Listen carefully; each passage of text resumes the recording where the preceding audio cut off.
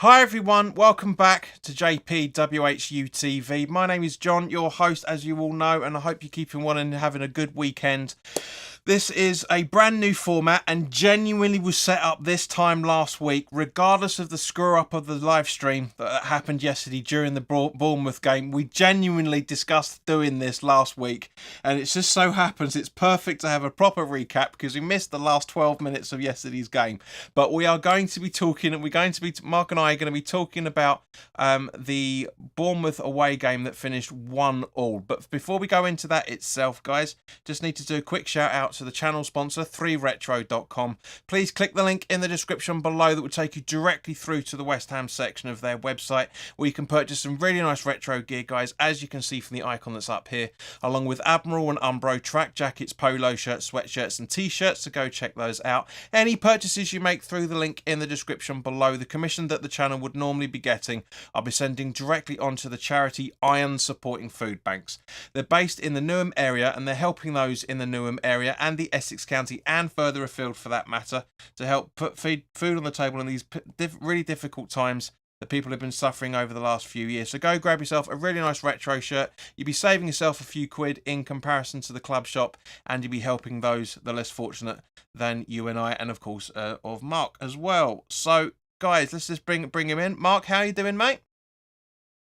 Yeah, pretty well, thanks, JP. Yeah, thanks obviously for having me back on again. Really enjoyed it last week, and as you said in the intro, looking forward to dissecting the Bournemouth game.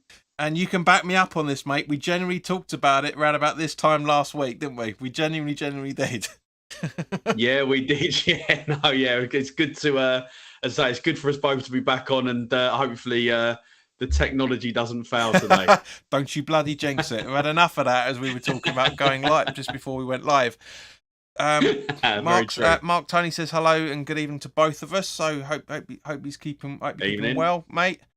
So yeah, Mark, just before we go into it, because obviously, hopefully we're going to be doing this for every single game now. Now that obviously we won't be doing it next Sunday because most of us will be on our way back from the London Stadium, but we will be doing it the night after the game before, sort of thing. Not like what Nick is doing in any shape or form over on West Ham Fan TV. He does the morning after the day, but night before, but game before. But we'll do something. It's just basically getting Mark's opinion on it. But hopefully we'll. So yeah, guys, it's going to be a lot of content coming this season. It's jumped from 2 pieces of content to at least 3 a week now. So hopefully my sanity and my energy levels will be able to keep up with it. So yeah, if you haven't already done so, guys, please do like, share, and subscribe. It's fantastic. We got some really good numbers yesterday of people watching. We're now at 2,356 subscribers, which is amazing growth over the last week for this channel. So thank you very much to everybody that's been getting involved. Guys, just to let you know, there is a 15-second delay for some random reason between what I'm saying now and by the time you get to see it on YouTube. But anybody that's in the live chat, by all means, put your comments on as and when we're talking about it. It will be a little bit difficult because of the delay. But yeah, so Mark, as we haven't seen you for a week, mate, what have you been up to the last 7 days? Well, apart from obviously the boring day job stuff, doing plenty of my own sort of podcast and music channel. Which seems to be going pretty well. I was out last night up in Lower Third in Soho, catching a band called the Skylight. So yeah, pretty busy, and obviously looking forward to the return we've had this weekend, obviously of Premier League football. Yes, mate. It's been. I was saying to my housemate, you were saying, there's Premier League's back. I said, yep, the heart attacks have already started for certain supporters, not just in the West Ham fan base as well, for that matter. I mean, obviously. Pretty much every game's been played this week, and I don't think there's a game on Monday night, or is there? I'm not 100% sure. Yeah, it's United and Man United v Wolves tomorrow. Who gives a fuck about that? Right, so yes, the important games have been played, shall we say? That's it. But yeah, so basically, Mark, just give us your thoughts first and foremost on the starting 11, because obviously there was only one change that could be made since the last competitive game that was made. So what did you think of the starting 11? Yeah, I wasn't that surprised with it, really. Obviously, as you say, there was only one probably place, well, actually probably 2 places I think that were under serious consideration. Obviously, the obvious one was who was going to come in the middle of midfield for Declan Rice, and I think the other one was the toss up between Areola and Fabianski. Personally, I think Moyes got it spot on. I do like Fabianski, and I think he's been a very, very good goalkeeper for us. But you have also as well got to have, a bit of an eye on the future as well. I mean, Fabianski's what, 37, 38 Close now. to that, yeah. Not old, but at some point, I think you have got to start considering making that change at some point. And I think we're quite lucky, really, at West Ham at the minute. We've actually got two very, very good goalkeepers who could, would probably be, if you look at teams that sort of on our level, could arguably get into any of those teams in the league, I think. So we're quite fortunate from that point of view. And then obviously Fornals coming in for Declan Rice. Really pleased that Fornals got some minutes.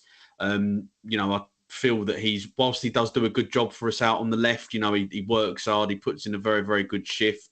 But he's obviously, as we see, when he comes in a little bit more inside, as we obviously saw in the semi-final against Alkmaar, and he comes inside and he gets a little bit more sort of, I guess, really sort of like the width of the 18-yard box type of thing. He's obviously a lot more effective. I was pretty pleased with the lineup, to be honest. Yeah, you got it absolutely spot on there, fella. Just as a recap for the West Ham starting 11. Now, my issue with it was the formation alone. The starting 11 was brilliant. Like I said, we had Areola in goal. We had Soufals, Zuma, Agued, and Emerson making up the back four. Totally predictable. Areola, I think you pronounce it Areola, because I don't want to say Areola and Areola because it's just going to confuse things really, really difficult. I struggle trying to do the preview, to be fair. I really tried not to. Nobody knows about this guy, obviously, because he was managing in Spain before he came to the Premier League. So from that point of view, but I did manage to say, as I said in the preview, that he does favour a 4-2-3-1. Now, personally for me, starting with a 4-3-3 is the best way to. I know you can adapt the 4-2-3-1 to be into a 4-3-3, 100%. But at the same point, I do think starting as a 4-3-3, it should have that can really exploit some of the gaps in the formation as a result of it. But yeah, it was perfect from that point of view. Souček and Paquetá in the defensive midfield positions, Bowen, Fornals, and Ben Rama supporting Antonio up front on his own. But however, well, because obviously the majority of you guys that are watching, Tony won't, because he would. I don't think he got involved in the live stream yesterday. But I'm not gonna sway too much about the majority of the game, because we talked about that with the audience yesterday, mate. I want to get your thoughts on the first 20-25 minutes of the game. I thought it was fairly even in that opening bit. I don't think either side was necessarily, outperforming the other as such. I mean, we were obviously pretty happy as we do seem to be under Moyes to sort of especially away from home, allow the opposition to have the ball and to try and hit the counter. Obviously, was unlucky with Souček hitting the post in that period. I know it took a deflection to get it there, but I think if the deflection hadn't have happened, then I think that Antonio would have had a great opportunity to score. But I felt we played okay. A couple of times we did get caught out defensively.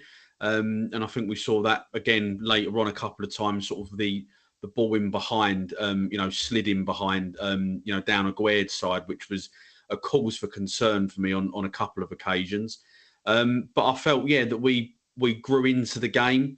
And I think probably by the end of that sort of 25-minute mark that you said there, I think that we were just starting to get on top. And one of the things actually that did impress me, mainly in the first half as a general rule, but I did feel that there was some actually quite good 1 and 2 touch play, which we don't always associate with a David Moyes team. We sort of think he's a bit more, direct and playing for set pieces, but there was some good link ups effectively between our three main flair players, if you like, obviously in Ben Rama, Fornals and Paquetá, which I thought was encouraging. Not just in that game, but looking ahead for the rest of the season. Yeah, I take a bit of issue with the captain, Zuma, which we'll come on to in the second half. Because bearing in mind, guys, as I said, for those that are watching, put your thoughts in the live chat while we're talking about this. Mark and I have genuinely not gone through anything that we're talking about whatsoever. So this is not a planned conversation. So if you disagree with anything that I say, but I'm not going to say much, because especially for the first half, most of my thoughts were done when we did the live watch along with. Because one of the reasons why I asked you how you felt when it got up to the 25th minute, because that's around about the time that I asked people that are watching the watch alongs. I asked those guys to give us the thoughts of how the game's progressing. To sum it up, basically, because obviously you and I haven't spoken about it. Yes, agreed 100%. I do think a lot of people were very, very harsh against Bournemouth. I saw some people saying that it was the same side that we beat 4-0. However, I really, really enjoyed the first half. We'll come on to the second part of the first half, but really enjoyed it. Both teams were going toe to toe, like you're saying. Both really, really going for it. It was heart and mouth time for quite a few things. But you touched on them there, mate. Souček's touch and bouncing straight out at Neto. I do think personally. I do think Antonio would have been offside if he touched it. I do think, because he was, even though he's, we know he's not quick. But I guess my instincts are saying because he was, by the time the ball reached Neto, Antonio was practically there in the box, and we're talking about a second or so, couple of seconds. And I did say at the time Antonio should have been quicker, but he would have been offside as a result of it. So. And I'm not going to lie, I thought to myself, here we go. This is going to be a typical West Ham woodwork style. But at the same point, Bournemouth, as I say, they had some good chances. I don't think either goalkeeper was really, really all that challenged especially for the first quarter, shall we say? Areola had a couple of daisy cutters, as my dad would call them, to deal with, and it was. Neto got into some good positions, read the ball well as well. You can see. All right, let's continue on with up to the end of the first half. So going in at 0-0. What were your thoughts in general for the first half? Go into detail at certain points if you wish, but I say, what were your thoughts on the first half in general? I wasn't overly disappointed, but I guess there probably was a little bit of disappointment because I felt that we probably slightly had maybe this is being a little bit biased, maybe I'm not really sure, but I felt that we maybe had slightly better chances without necessarily having anything being total clear cut. But one of the things that I was impressed, obviously, as we just mentioned there with Souček. An actual fact, and it was a feature I felt of in particular, mainly in the first half, to be fair. But I felt that Souček and Paquetá predominantly sort of interchanging their roles a little bit, in almost like rotating from defensive point of view to attacking point of view, and that was a great example. And I think the Souček, if you forget Souček last year, because we all know that obviously his performances were underwhelming, to be nice, shall we say. But if you think back to when we got him in on loan, and then that first full season that he had, one of the what's the word, trademarks of his game was breaking into the box quite late. So I actually found that quite encouraged. I've mentioned him before about some of the interplay, the 1-2 touch interplay, seeing him breaking into the box like that. I thought, well, this is really encouraging. Maybe not having Rice around is actually going to be a better thing from his point of view. I thought that 0-0 at half time was probably about the right result. As I say, I don't, was a fair reflection on the game. As I say, I don't think either side necessarily had clear cut chances to sort of get in front. But I think we could be sort of fairly happy. I think, especially as the away team, we all know, don't you? you go away from home, even if Bournemouth aren't, they're not the strongest team in the league, but you still got to be quite happy, I think, with your half-time work at that point in the game. Yeah, no, 100% agree with you, mate. 100% agree with you. Just going to jump in and see what everyone's saying in the chat so far. Tony's saying it wasn't a bad line at all yesterday, talking about the starting 11. Mark Anderson, welcome, mate. Good to see you. 50-50 of the first half. Couldn't disagree with you more. Couldn't agree with you more on that one. I can say I'm not going to disagree with you in any shape or form. We just said how good it was from both sides. And Tony's also saying we had the better half, but just couldn't put chances away. You're absolutely spot on there, Tony. To be fair, that could have been 2-1 to West Ham at half time. It really, really could have been. Not just Souček's attempt, but if I remember correctly, Paquetá came close. Bowen put one wide. And also I think Ben Rama in the first half got very, very had a good chance as well, for that matter. I thought to sum up the first half, I really genuinely can see why we were linked with Kirkez. Alzed Alkmaar left back, very, very good player. Yeah. Very good. For that matter, he's going to be one to look out for, as I do think and Anthony as well, their left-sided midfielder, I think is a very, very, very talented boy. I think I'd be very happy if we went in for a bid with him. It'll be rejected like it was with the man we'll come on to in a little while. But yeah, I thought it wasn't the walkover that it was last season, for one of the reasons why the new manager Areola is getting them to play more expansive football when you could really see it. It wasn't the cautious tactics that Gary O'Neill was putting in place. It was, you could really see it. And likewise, as you said earlier, mate, we literally just both teams went toe to toe. Really, both of them trying to put a stamp on the game very early on. And it's been a long time since we've seen that. And as you said as well, mate, it's been a long time since we saw that sort of performance from Souček as well. A long, long time. And again, you said something that I've been saying quite a fair bit last season, was when Rice was sitting back, Souček was allowed to go up and field a lot more, and that's why everybody was loving him, and he was doing the same thing because of our holding midfielders there, Paquetá and it wasn't Downs, was it? Was it Downs? What yesterday? No, it was Fornals. Fornals and Paquetá. Fornals was getting all over the place. He really was, and I love him. I love him when he does that. But yes, very, very. It was just much, much better performance. And I'm not going to say it. I'm going to say it in about 16, 17 games time from now. But I do think the grass could be looking slightly greener, shall we say? Let me put it that way. In terms of everything, Aguerd was defending fantastically well, really standing his ground for a lot of things, made some very important challenges and blocks. Likewise with Zuma to a degree. I thought Soufal was doing the best that he possibly could. There wasn't much that he had to tend with, because the majority of Bournemouth's attacks were either coming down the right-hand side or the left, and then trying to get into the middle when you got the likes. They didn't really look to be able to get past that well without making a few little dinks here and there, getting past Bowen and Soufal all that well. So, yeah, it was very, very, very good game. Guys, thoughts in the live chat. There's only Tony talking at the moment. We haven't got exactly a huge amount of people watching, but still, I know there's more than one person watching this or maybe listening. Tony's saying even the Bournemouth fans are waiting to see their this style of Andoni plays, style of football that Andoni plays. Yeah, there is. It was very, very, very, very, very encouraging from both sides.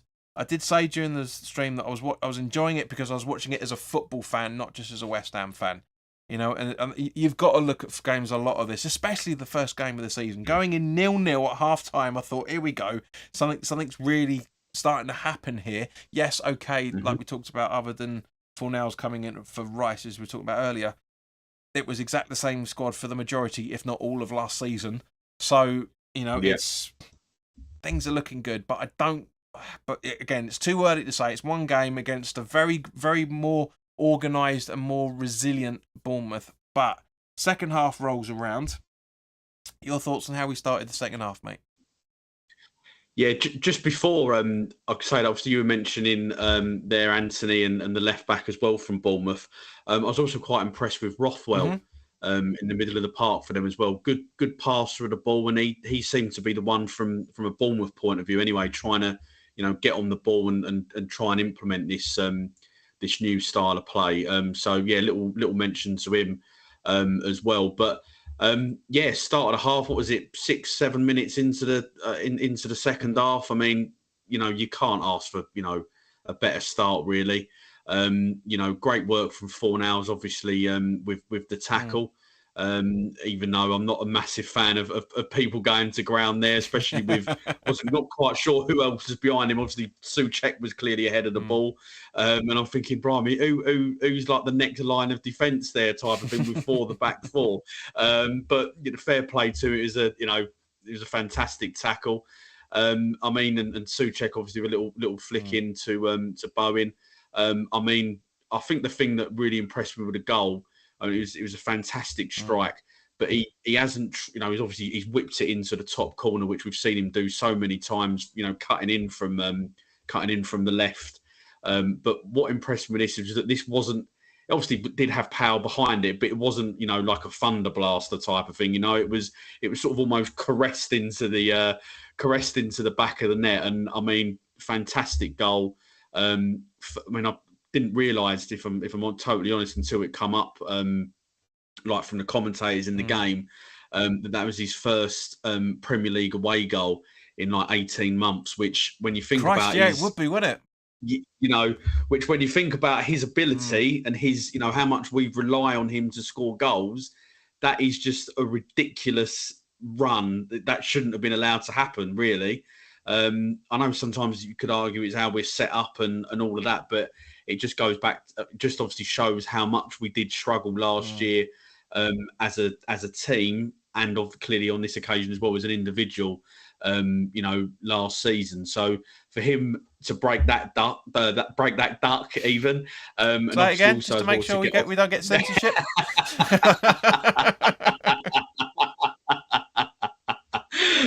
Well, he's already broke that duck.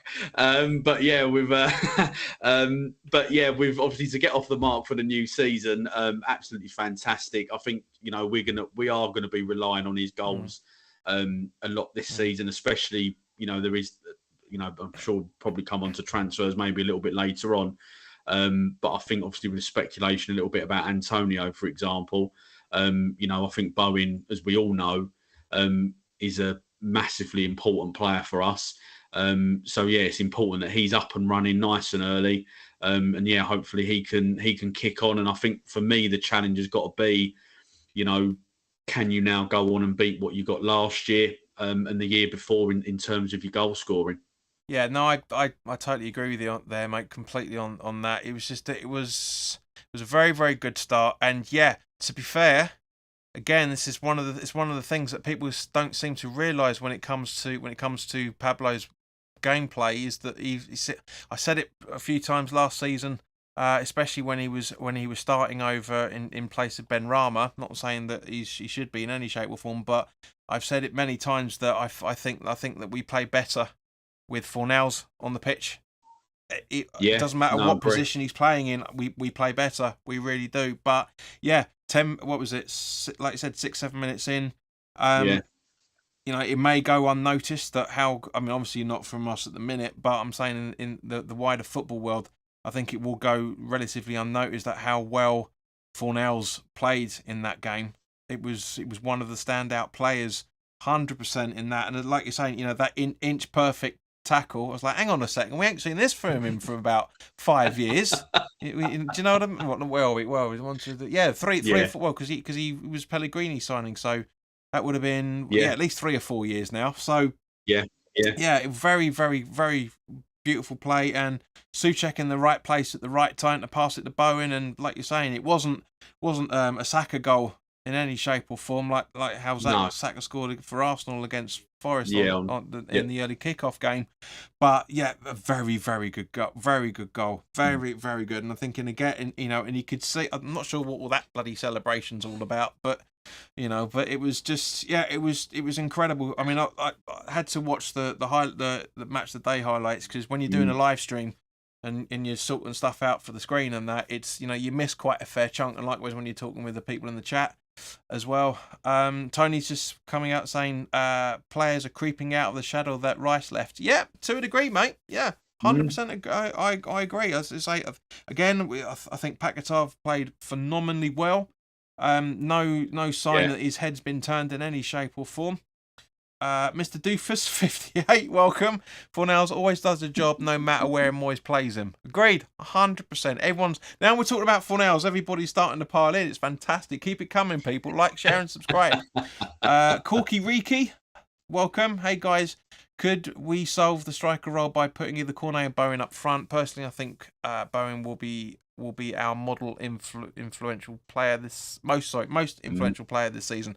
We'll talk about that a little towards the end there, Corky, but it's a great question. We're talking about the game itself at the minute. But yeah, it was now my issue is coming with the fact that and yeah, just to interject, Tony agrees with Mr. Doofus. Now say that the issue started being around when we scored that goal.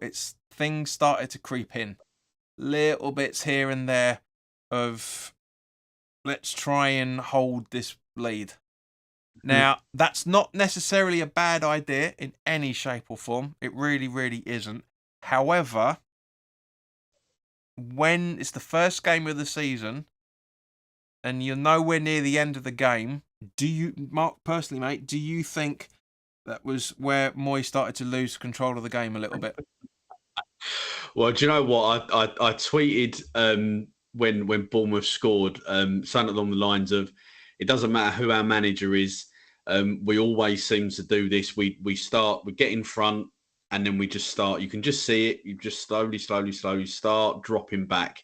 It doesn't matter whether or not we score in the 10th minute, the 20th, whatever it is. It always seems to happen.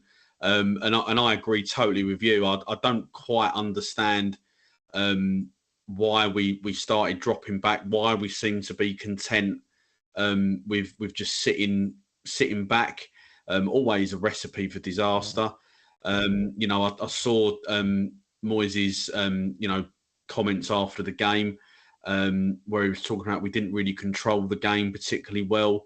We were trying to get that. If we got, didn't control the game particularly well after we went 1-0 up, which I do agree with. My problem with that comment is that if you can see that, and I know this is a bugbear of a lot of West Ham fans, why did you wait until the 75th minute? I think it was 76th minute when you brought on Kerrer. Why not try? I know options are very, very limited at the moment in terms of substitutions, who you can bring on and all that sort of stuff. But why, for example, are we waiting until the 93rd or 94th minute for Cornet to come on? Why not make a change sooner when, in my opinion, yesterday, there was a few times, especially around about that sort of 60th, 65th, 70th minute mark, where I could see, and I do dig players out, but I'm not a massive fan of always doing that. But I felt that yesterday you could see that Ben Rama's performance around about that sort of time had faded.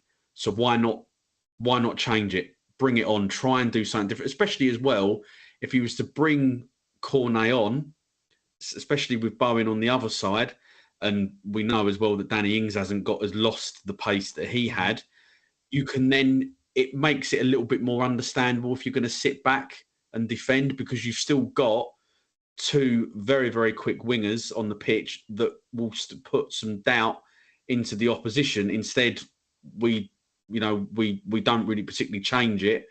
And I just sort of felt that was definitely a missed opportunity for us to try and turn the tide in the game a little bit, because Bournemouth, fair enough, they're 1-0 down. Of course, they're going to have to try and come out and have a bit of a go at us, and you expect that's going to happen.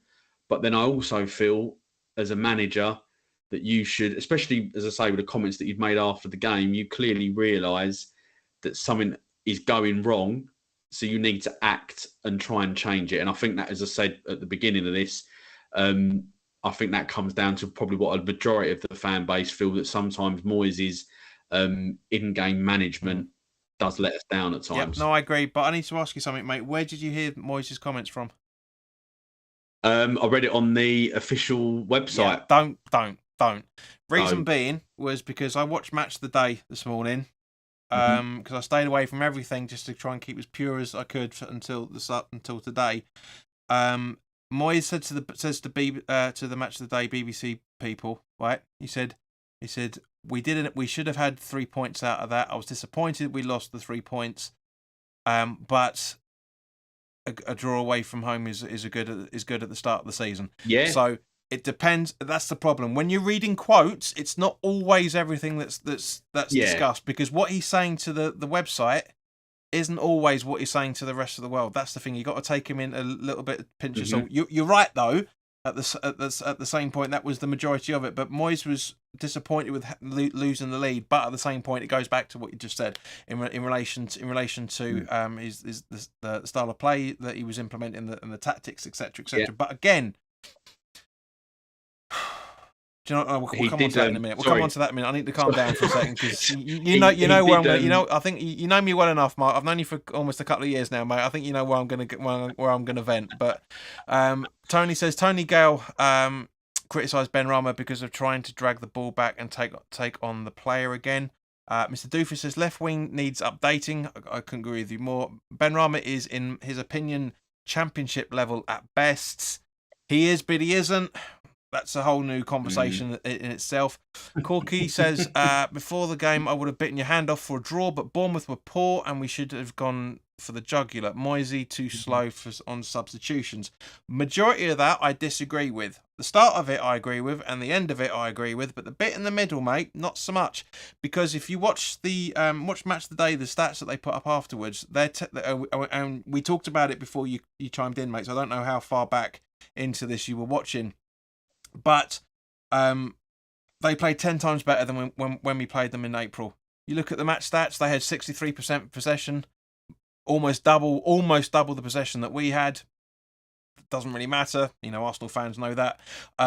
They had 2 shots less than us, but they had 2 more shots on target than we did. They had 5, we had 3. They had 10 corners in comparison to our 4, and yeah, we committed more fouls as a result of it. But 10 corners is an attacking side.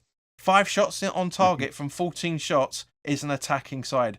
So you can't say, I know why, because it seems to be very popular at the moment, because people can't seem to see outside the fact that this is the same team that we beat 4-0. But we didn't. We drew 1-1 with them. So, but I get where he's coming from, but at the same time, it's massively incorrect. And I also think as well, JP, when we played Bournemouth in April, we probably played them at a pretty good time as well, because obviously our form, as we know, at the back end of last season really improved. And I think that Bournemouth at that sort of stage, similar to ourselves, a little bit in that dogfight. Yep. As we know, when you're in that sort of, in those positions, you're in there for a reason, because your form has been inconsistent across the, up to that point, as in April, as we said. So I think it was one of those games where we were playing Bournemouth at the right time.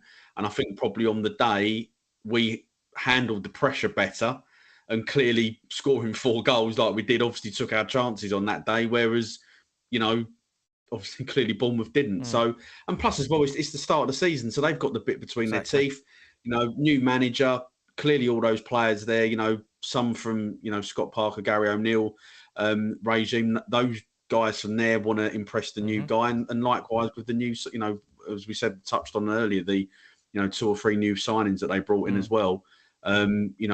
Clearly they want to get off to a good start, to show what they're all about as well. So yeah, probably a little bit harsh, I think, really. Yeah. But Tony's saying, agree, JP, stats wise Bournemouth were better than us on paper, but you can't have that amount of corners if you weren't attacking more than the opposition. They weren't giving the ball away as much. They were defending better than we were for a lot of things, especially the amount of throw-ins that we had. But yeah, it is. We'll get there as a fan base. One of these days, this is what, as I said earlier, and Tony knows. Tony's been around the channel long enough to know this. As I said earlier, you've got to watch a game as a football fan, not just as a West Ham fan, to purely understand what's going on. Because at the end of the day, if you watch it from a West Ham perspective, you're only seeing the mistakes that we're making. You're not seeing the good play that they're doing, etc., etc. But Mr. Doofus makes a good job. And what was the first thing Cornet did when he came on? He was offside. Yeah, but we want to see people getting offside because at least that's an attack. That's a go. Mark saying that the sad thing is that once the new players come in, Fornals won't be seen. It's a very, very good point, mate. Very, very good point. And I hope it's not going to happen because at the end of the day, we'll be playing between 50 and 60 games again this season. So you just absolutely never know what's happening. Now during the second half, once we scored, a few minutes after we scored, I should say, Areola made 3 substitutions in the space of 7 minutes. He took off Sinisi, who was fantastic at the back. Brought on Metham. He took off Brooks again, who had a very, very good chance that could have made it 2-1 to Bournemouth, Areola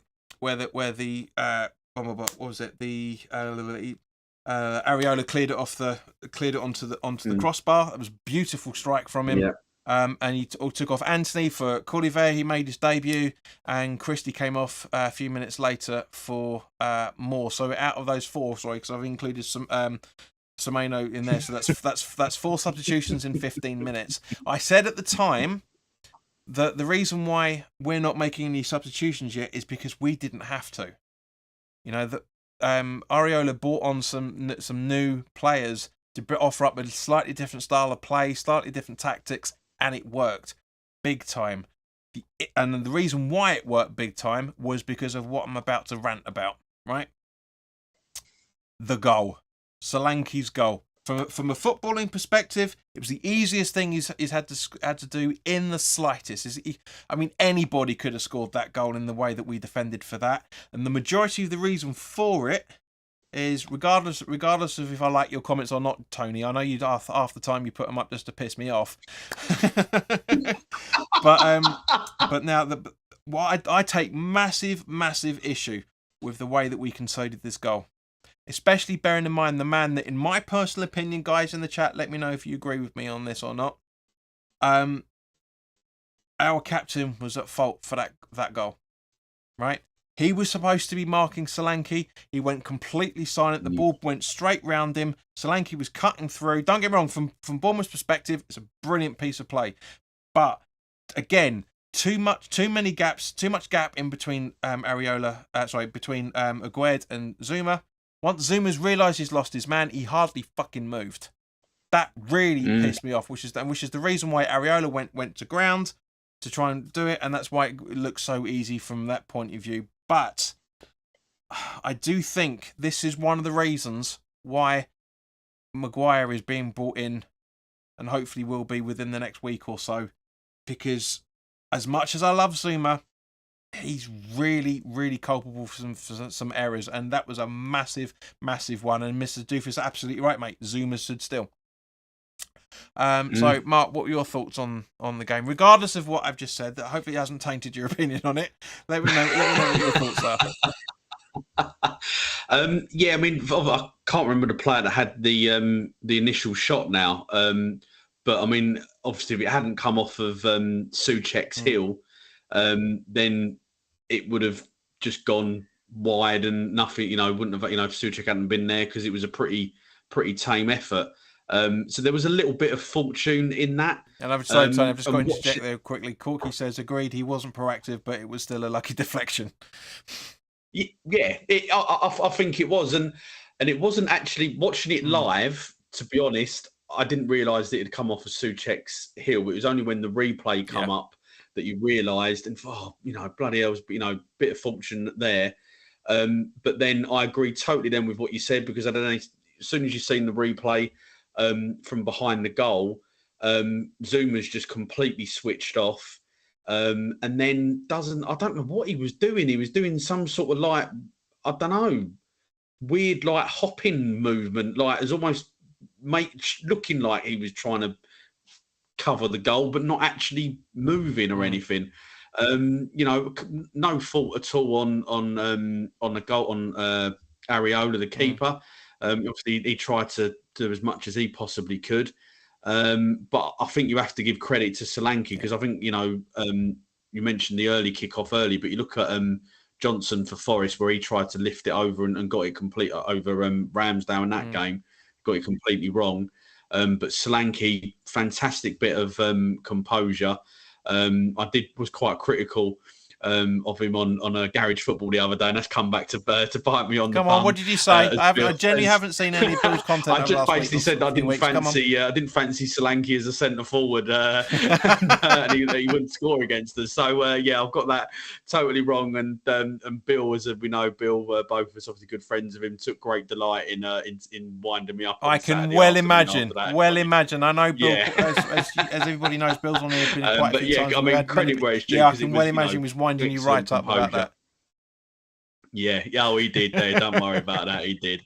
But yeah, I mean, it was disappointing, really, because the sort of the two issues really for me is that one, that you've switched off completely, and then the second issue as well is that then you haven't really made much of an attempt to try and get back on the goal line and make it a little bit harder. I can guarantee he probably wouldn't have switched off in the first place, but I can guarantee you now that if John Terry had been playing, he would have been running straight back towards that goal line the minute that he'd lost his man, the minute that he'd lost him, to try and block any attempted shot, clear it off the line type of thing. And that really frustrates me. I'm not, not bothered for a minute. Forget that Zuma's the captain yesterday. That should really have just been an automatic thought process. Right, I've got to go and cover the goal line here, because you could clearly see that Areola was coming out of the goal to try and narrow the angle down. Disappointed on two aspects really there for Zuma for me. Yeah, no, I completely agree. But because other than that, he had a fantastic game. Really, really, really did. You could also argue where was Aguiar's positioning at the same point, because again, as I was saying earlier about the gaps in between the two of them. It was. We're just going to go back to the chat quickly. Corky's saying we just sat back after going 1-0 up from a fantastic finish from Bowen, invited Bournemouth onto us, gave too much respect. However, feeling positive with the new signings coming. Nice to hear. Tony says the goal they scored was in a way luck, but yes, Solanke should have been dealt with, but the deflection off of Souček, it just ran into Solanke's pass, but it was other players being motionless didn't help. 100% agree with you. Doofus is basically backing up Tony, saying not just that, he should have busted a gut to try and get back to the line. Completely agree with you. Yeah. Tony's saying, Mark, you're obviously not a betting man in that case. He says, just watch Chelsea and they look good considering their changes. Will be a very tough game next weekend. And again, we'll come on to Mark's thoughts on the game beforehand towards the end of the video. Tony says, although I don't think Solanke would be our answer. Yeah, no, I agreed. He's a good striker. He would offer better options than the man that came on. That's for Antonio. That's for sure. Danny Ings. I do question that substitution. I'm not saying throw Devine into the mix in any shape or form. It would have been a bad way. Bearing in mind we were drawing at that point. I mean, obviously Paquetá came off and Kone came in right at the death. Like you touched on earlier, Kera came on and Fornells at the 86th minute, which you should really be doing that when you're taking the lead, not trying to defend the point at the same point. But at the same point, we only really, other than Danny Ings to come on, we only really had Connor Coventry or Mubama to choose from out of that. I mean, in order to try and shore up the midfield or the attack. So I understand the reasons why that happened. I mean, Gonzo did a very good video today talking about the game as well, but made a massive error with what he was talking about. And although I get what he means, he was talking about having some juniors on the pitch, on the bench that could have made a difference, but we didn't. They're out on loan. He was talking about Swire and a few others, but they're all out on loan, so it doesn't really. But I get why Gonzo. I'm not saying he's wrong in any shape or form. I totally understand why he was saying what he was saying. It's just the fact that it was irrelevant because we didn't have those options available to us. But Tony, Mark, give us your thoughts on those substitutions. I sort of hinted on it a little bit earlier on this, that where I sort of felt when I was saying about Moyes' comments, where we sort of didn't control the game enough. So I sort of feel, and this isn't just aimed at yesterday. I think this is a general thing with Moyes. It's not really anything new. That sometimes he's a little bit reactive to the substitutions, and maybe if he had changed it a little bit sooner, maybe it might have changed the outcome of the game. However, I think if you look at what was available on the bench, as you've just said, he didn't really have a great deal. I mean, I was honestly surprised that Antonio played, was it 70, 75 minutes, was it yesterday? 78 minutes. So I was surprised, especially because obviously he was playing for Jamaica, wasn't he, in the CONCACAF? So I wasn't expecting him to play that long. So again, that could have been something that could have been changed a little bit sooner than what it actually was. And again, I agree. I feel a little bit sorry for Danny Ings because clearly he's been a decent striker. He has scored goals wherever he has gone. However, he has predominantly played in a partnership, in a two. So to have him as your, main striker as a one is goes against everything that he's about, especially now that he has lost that sort of yard after yard of pace that he used to have. So I would have maybe considered. I think maybe it might be. You could have taken a chance on Mwamba, and maybe if we'd been 2 or 3-0 up, maybe that might have happened. But in terms of kind of like trying to hit, bearing in mind that we were dropping back, and we know that's what Moyes likes to do, especially away from home, I would have been like, right, we know now that Bournemouth are going to try and come on to us. They're going to try and throw, especially the longer that he stays 1-0.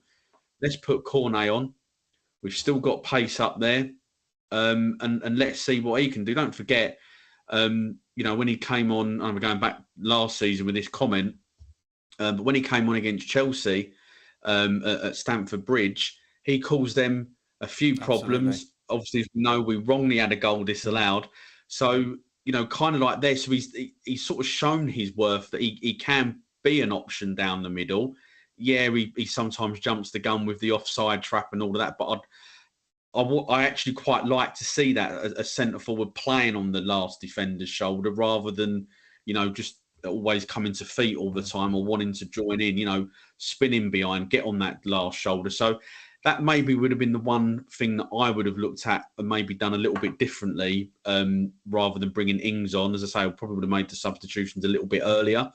But I think, generally who he brought on, I haven't really got any major complaints, maybe just the timing. But actually I'll take that back because obviously he brought Kerr on for 4 hours and Kerr obviously come on sort of as a holding midfield player. And I think that goes back to what you said that Gonzo was saying about youngsters. Obviously Connor Coventry was on the bench yesterday. Could that have not been an option for him to come on for the last, 5-10 minutes, however long Kerr got yesterday? But do you, and I guess this then comes down to, do you go with experience or do you go with a youngster? But then you're going to go, well, the youngster ain't got no experience. Well, when is he going to get the experience? So I guess it is a bit of a juggling act at times. It is. And to be honest with you, mate, first game of the season is exactly the right time to do it. It's again, you made a good point about Antonio. 100% agree with you. If you've got the likes of Cornet, Bowen, Benrahma and Antonio on the pitch, then bringing on Danny Ings makes total sense if you're going to put Cornet either sitting behind Antonio or alongside him in 5 or 6 weeks. 5 or 6 weeks time, or 5 or 6 games time, because obviously there's the break towards the end of the month. Then we could see that we could generally see it. But yeah, my biggest issue, to be honest with you, and and I'm generally trying not to do this as a cliche in any shape or form, but one of my biggest issues of the game was Peter Banks. Very shitty referee once again. He got a lot of it right. Don't get me wrong, he got a lot of it right, but the stuff he got wrong was big calls. Booking players left, right, and centre. Whereas, obviously he booked Metham as well, not long after he came on because he deserved it, to be fair. But at the same point, there was a lot of things that were going, and we've seen it again this weekend as well. Like in general, as I say, I've watched 3 games so far. I've watched the Chelsea-Liverpool game, which Corky was talking about earlier, and I've watched some of the Arsenal game, and obviously watched our game as well. Laughed at the halftime result, almost halftime result of Brentford Spurs. Well, that's a conversation for another time. But yeah, as I say, it's just I get the reason. As I said earlier, I get the reasons why he made those substitutions that he did. It's just the fact that there were other options than to work a way around it. But at the same point, at the time of this broadcast, we're 12th in the table after one game. Point on the board. We haven't lost it in any shape or form. It's not exactly like we came close to losing it at any shape or form either.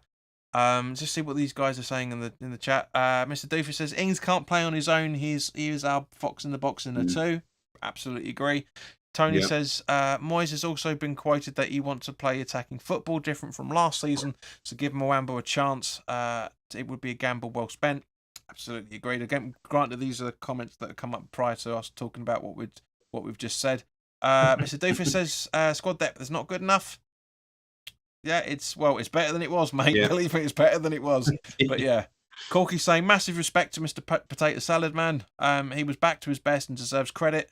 Maybe with Deck going, it has released his shackles. Yeah, agreed. We were talking about that earlier in the stream, mate. It was literally just the fact, and I've said it last season as well, when Rice was sitting back at the start of last season, he was absolutely blinding, and hopefully we'll see more from Souček as a result of that.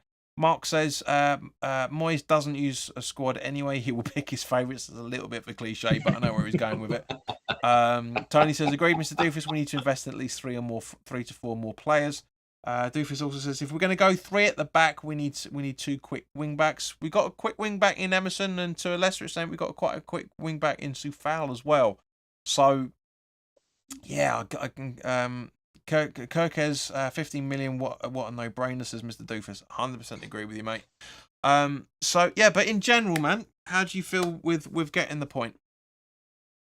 Yeah, look, I mean, I'm quite happy, to be honest, that we've got a point. I think new season, it's always important, to get that first point on the board. Obviously, I think you sort of just alluded it to there. When you're saying, obviously that we're 12th in the table. I mean, I think some of the reaction that you've seen across the social media side of it, has been way over the top. We should be beating them and all of this sort of stuff. Yeah, we've got some tough games coming up over the next couple of weeks. But so what? The most important thing is, for most of that game, we gave a very good account of ourselves. There was, as we've touched on, there was some good 1 or 2 touch play at times, which was good from a team perspective. And I also think as well that there was some good, individual, positive aspects as well that we could take out of it as well that we touched on. Obviously, Bowen's first goal of the season and the first one in the away game for some time. A much better performance from Souček.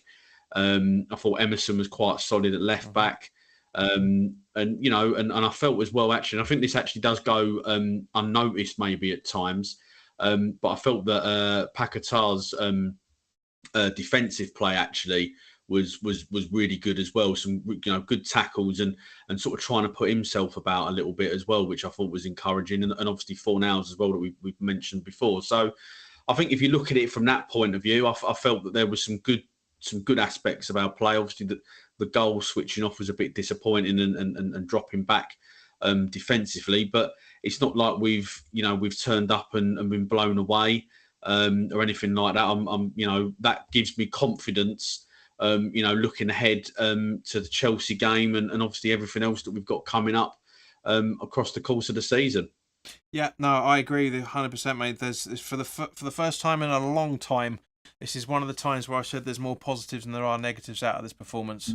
I know a lot of people were saying, shit, we're going to screw it up. It's because of the Bayer Leverkusen friendly performance and result. And likewise, with Rennes, we went, from what I caught of that, it wasn't exactly brilliant either, but we scraped it from that point of view. But again, goes back to what I say, friendlies mean nothing. Absolutely mean nothing. Yeah.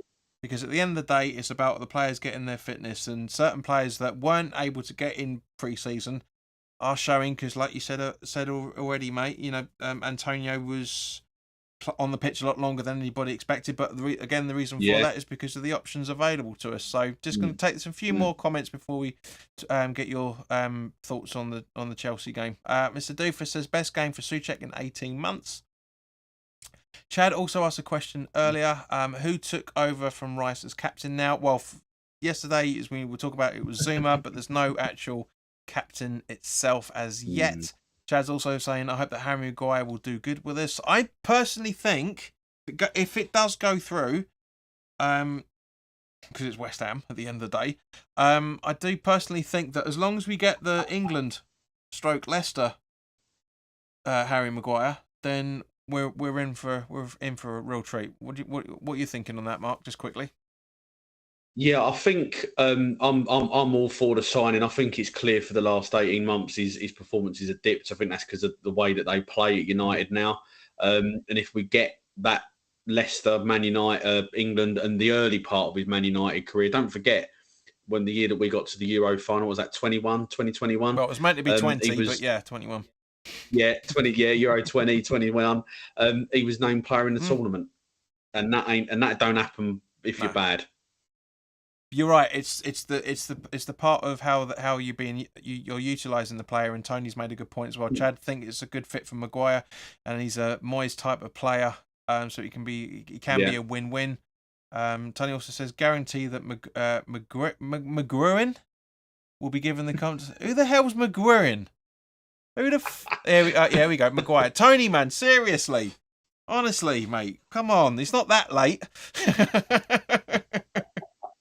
Okay, so just to round this up, Mark, because obviously people will hear about this later in the week when the preview comes up for the game. But what are your thoughts of Chelsea Sunday? Yeah, I mean, first of all, looking forward to it. Obviously, great for everyone that's going. First game back at London Stadium to kick off the season. Personally, I think it's actually a really, really good time to be playing Chelsea.